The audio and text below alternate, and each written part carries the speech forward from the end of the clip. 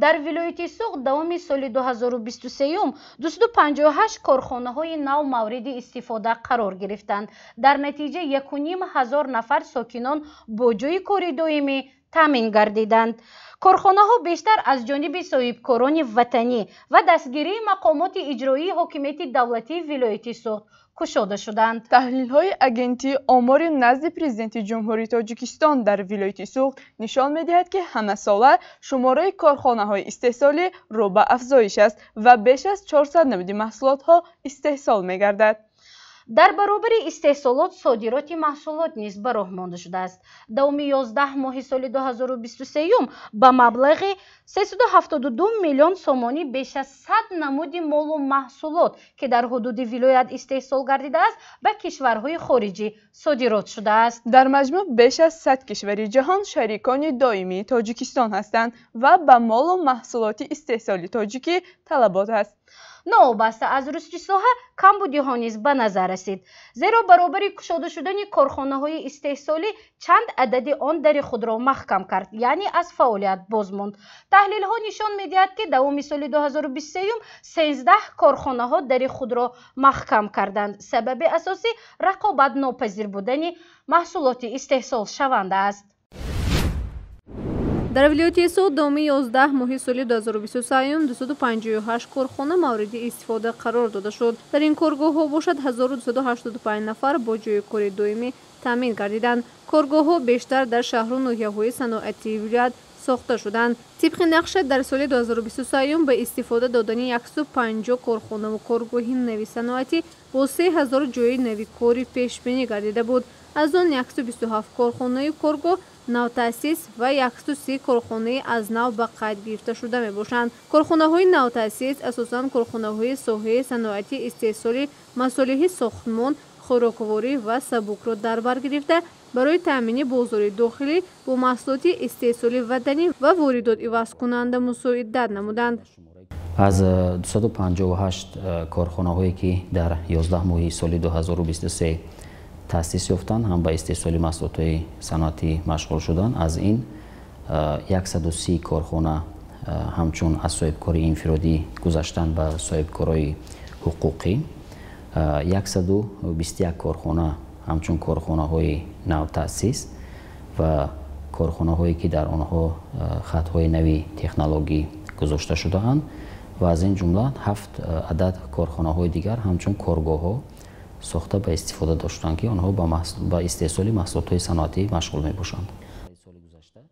با برابر به استفاده داده شدن کارگاه‌های خرد و بزرگ در دوام 11 ماه سال 2023 13 کارخانه فعالیت خود را قطع کرد. از سرریاست اجنسی آمار نزد پرزیدنت جمهوری تاجیکستان در ولایت سوغد اطلاع می‌دهند که در این دوره 50 نفر بدون جای کار ماندند.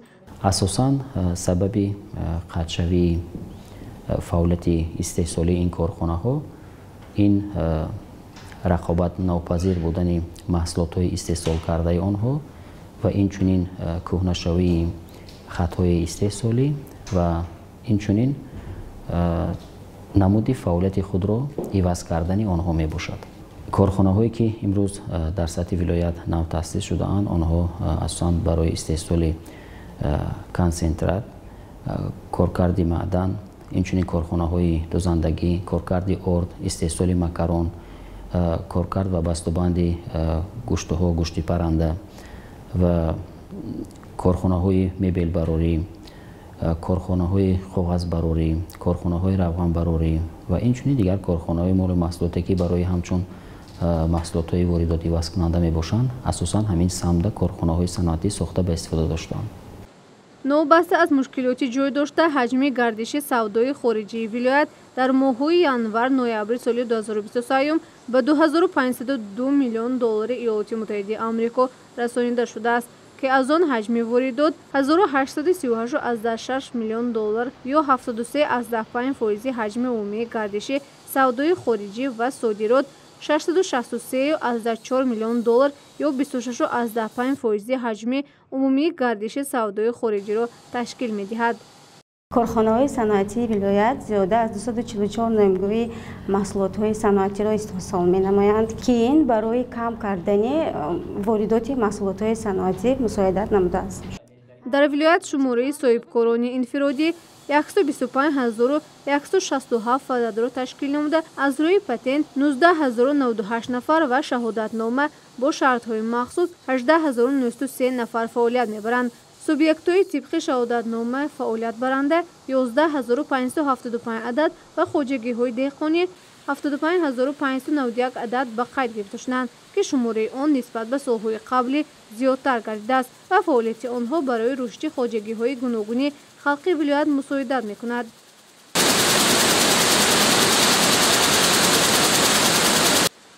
ҳоло дар вилояти Суд 1098 корхонаҳо фаъолият мекунанд, ки онҳо беш аз 250 намуди маҳсулотро истеҳсол менамоянд. бештари маҳсулотҳо содиротӣ мебошанд ва воридотивазкунанда ҳастанд.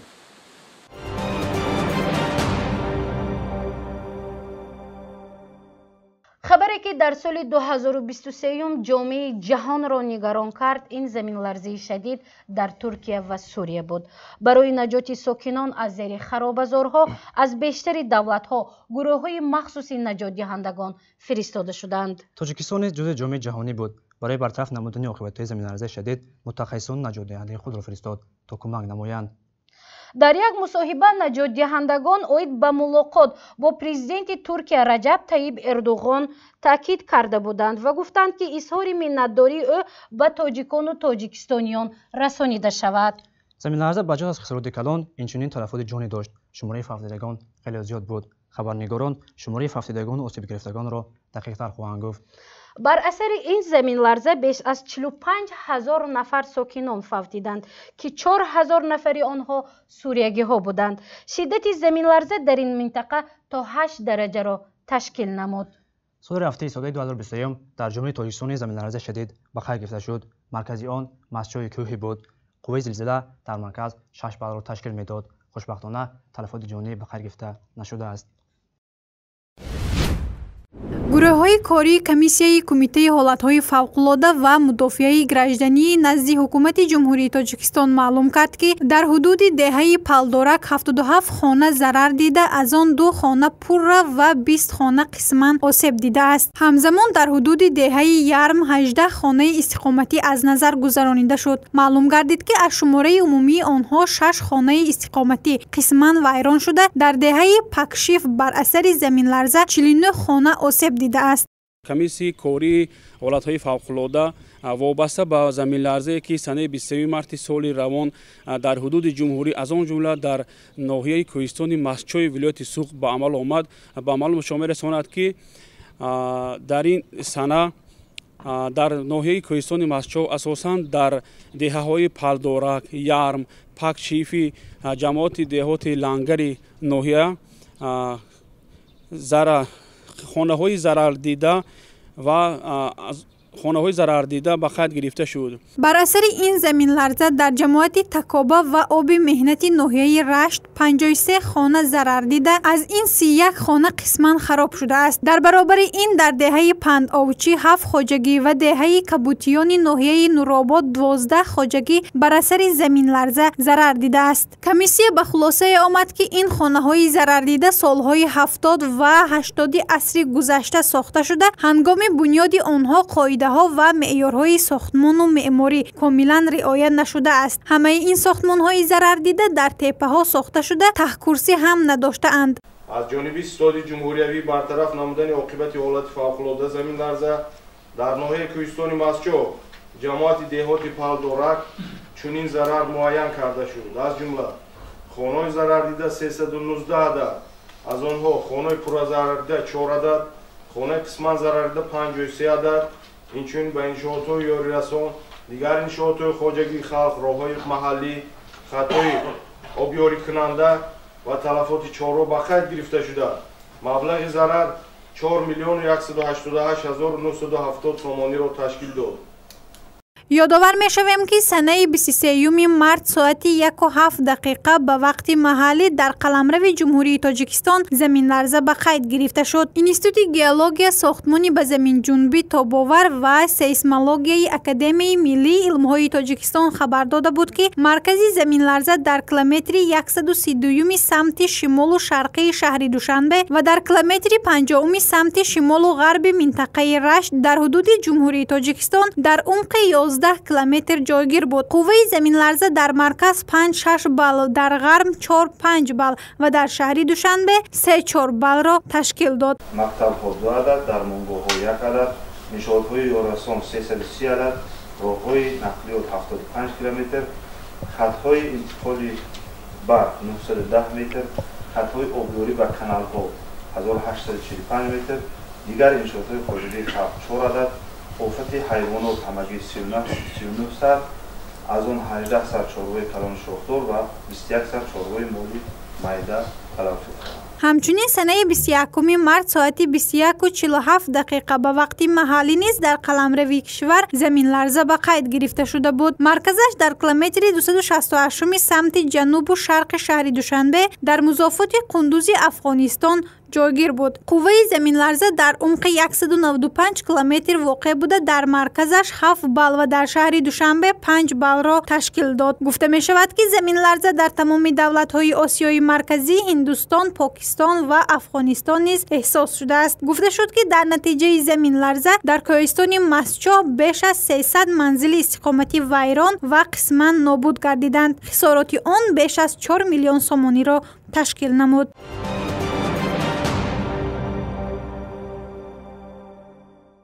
فакт 2023 дар соҳаи маорифи вилояти суғд 116 ҳолатҳои коррупсиониро ошкор карданд.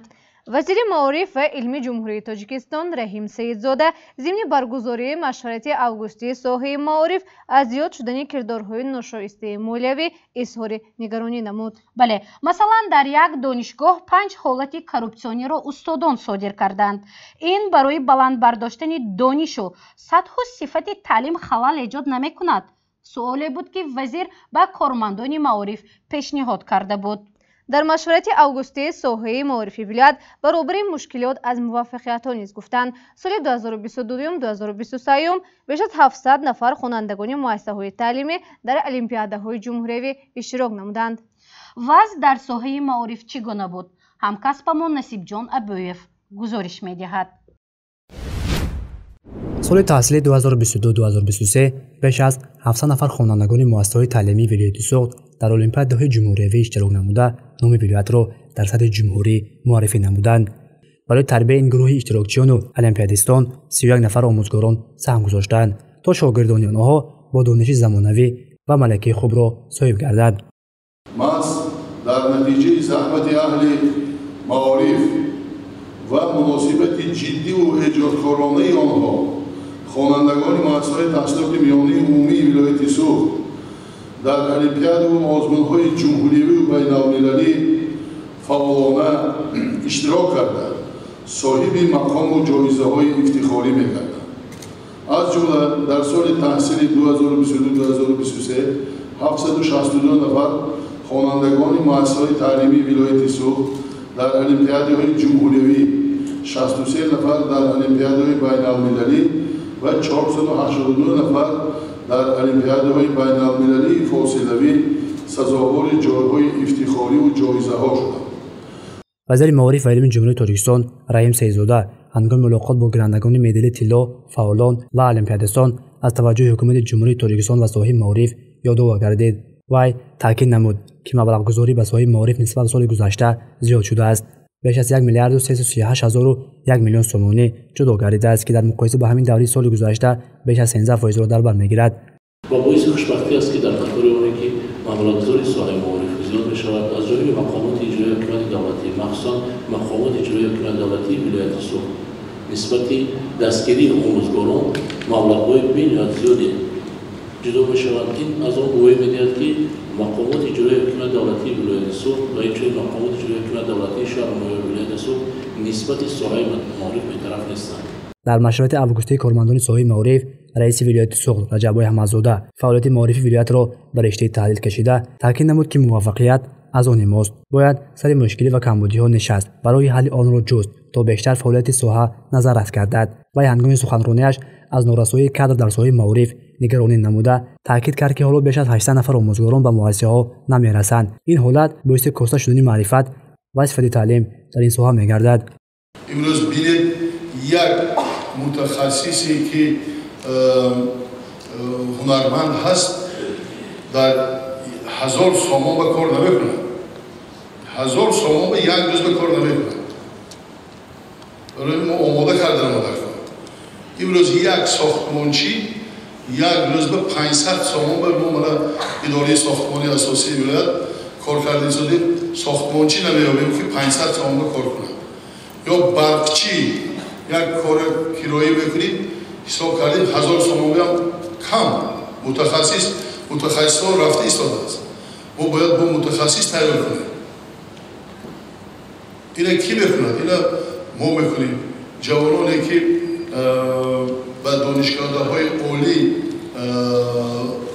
امروز بالاشون کم شد به آموزشگاه کسبی تکنیکی باید روانه کنیم. کارهای ایدئولوژی بردن در کار، فهماندهی بردن در کار که ما آینده به متخصص یگانجا رفته نمیتوانیم. رئیس ولایت سوغد رجبای احمدزاده از وضعیت جنایت صادرکنی نابالغان مخصوصا خوانندگان مؤسسه‌های تحصیلاتی نگرانی کرد و ای گفت هرچند جنایت صادرکنی و دست به کردار ناشایسته زدن خوانندگان کم شده است اما باید توجه در سمت پیشگیری کردارهای ناشایسته پرزور کرده شود. برای پیشگیری جنایت صادرکنی خوانندگان نه تنها رهبران صنف و مؤسسه بلکه والدین نیز هم گذارند تا افکار خوانندگان سوء اراده بهتر و سازنده کرده شود. در دوام 7 ماه سال جاری 94 نفر نابالغان دست به جنایت زدند که از این شماره 57 نفری آنها را خوانندگان مؤسسه‌های تحصیلاتی میانه عمومی شهر نایها تشکیل می‌دهند. حادثه جنایت صادرکنی نسبت به همین دوره سال 2022 11 عدد کم گردیده است. وزیر معارف و علم جمهوری تاجیکستان رحیم سیدزاده برد و باخت معارفی ولایت را تحلیل نمود و گفت وضع والیدهای کورپسیونی در ساحه معارفی ولایت سوغد زیاد شده است. این یکی از موضوعهای بحثناک مشورتی августӣ و باعث نگرانی وزیر معارف و علم جمهوری تاجیکستان بود. و تاکید نمود که دوام تحصیل سال روان در دانشگاه خوجند 5 حالت کورپسیونی آشکار و دستگیر کرده شده است که این از نادرست به راه ماندن نقشه کاری آنها درک می‌دهد. این حالت‌ها باید پیشگیری شوند. агентии назорати молиявӣ ва коррупсияи ҷумҳурии тоҷикистон як маълумот пешниҳод кард ва гуфт ки дар соҳаи маориф ва илм 116 ҳолати коррупсионӣ ба чашм мерасад. мо таҳлил карда омаде аз 116 ҳолати ки шуда аст ҳамаи инҳо дар муассисаи таҳсилоти миллии умумӣ аст ва бештараш медонед дар чи аст анан муосибое ки дар ин шӯъба кор мекунад дар муассисаи таҳсилоти миллии умумӣ кор мекунад баъзе муосибо дар 3-4 ҷо кор мекунад. در 3-4 مکتب یک تناسب است. این یک. دیوش پیشبینی شده است برای خریداری تجهیزات. لیکن رفتن مبلغ دیگه خرید کردن. یعنی مبلغ است غیر مقصدانه استفاده شده است. مشورت августии کارمندان ساحه معارفی ولایت سوغد موضوعهای مختلف ساحه را پورا بررسی کرد و سپارش‌ها به خاطر اصلاح کمبودی‌ها داده شد تا معارف پیشرفته برای بلند کردن دانشی نسل نو مساعدت کند.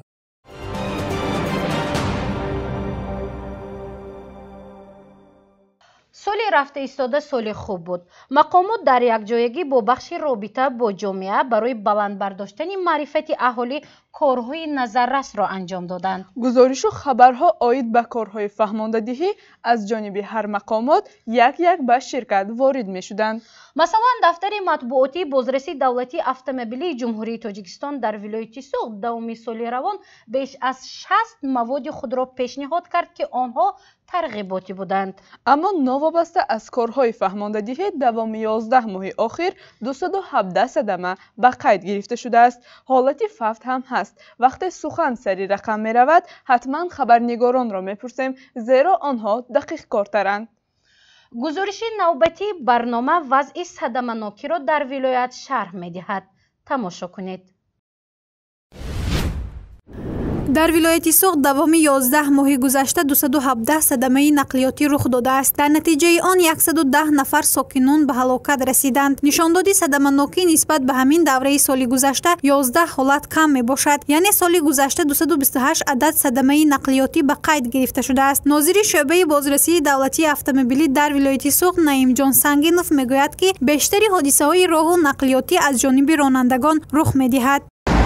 طبق تحلیل‌های رسمی بیشتری صدمه‌های راه و نقلیاتی که در حدود ولایت سوخت صادر شده است بسیارتر از کم بودن تجربه رانندگی و جوانانی که به تجربه در سر چنبرکی واسطه نقلیات میشینند و تحلیل‌ها نشان می‌دهد که حادثه راه و نقلیاتی که در حدود ولایت رخ داده است بسیار رانندگان سرعت حرکت خود را از معیار معین شده بلند میکنند. صدمه نقلیاتی که باعث به مرگ یک نفر گردید 27 نوامبر در شهر خوجند رخ داد. تحلیل معین کرد که راننده سرخوش بوده در حالت مستی نقلیات را اداره میکرد. این صدمه سنه 27 نوامبر ساعت 3:30 دقیقه رخ داده است. نوابسته از کارهای تشویقاتی و ترغیباتی وضع صدمه‌ناکی نگران کننده است. دوام سال از جانب ناظران راه بیش از 300,000 پروتکل‌های حقوق ویرانکنی و مأموری ترتیب داده شده است که نسبت سال گذشته 29246 عدد زیاد می باشد. این کردار به خاطر دوباره تکرار نکردن قاعده ویرانکنی بود، اما هنوز قاعده ویرانکنی حرکت در راه هم از جانب پیاده‌گردان و هم از جانب رانندگان به چشم می رسد. اینجا ندیشم کم کرده عربه خود پیش خوده همونجوری که عربه چی نمیشه. گناهی اکون هم شفیارای هم هست یک طرف یعنی آدمای هم هست. اکنون اون به نگاه کرده از اتفاق گذاشتن در کار آرایی به اتفاق گذاشتن ممکنه هم خجملی خودو گذاشتن در کار ده. پیاده‌گردان باید به قاعده های راه اهمیت دهند، رعایت نمایند. از جای مقایر شدن نمیگذره دو هر طرف میگذره شوفرها را وی خودش که میبره دو بیخبر میمونه. اواری همین پادینگون نگذارد انوی خلق میشد. نخواهیم پادینگ که دیگه همه همینجا میگذره.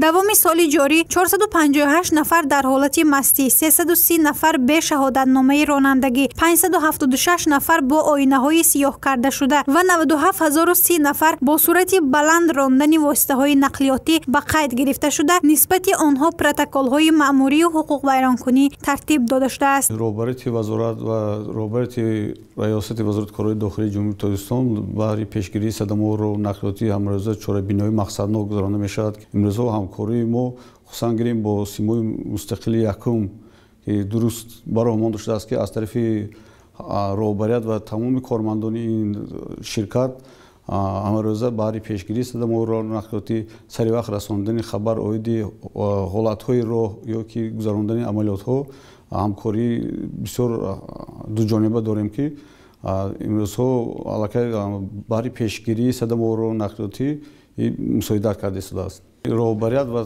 تمام کارمندان شرکت سیمای مستقل یکم رو با جشن 25 سالگی تبریک نموده با آنها تمام خوشی‌های زندگی و پیشروی در کار و فعالیت همیشه خواهان آنیم که همیخیل با چخیلی که با شهروندان با اهالی نزدیکند همیخیل همکاری را دوام دهند.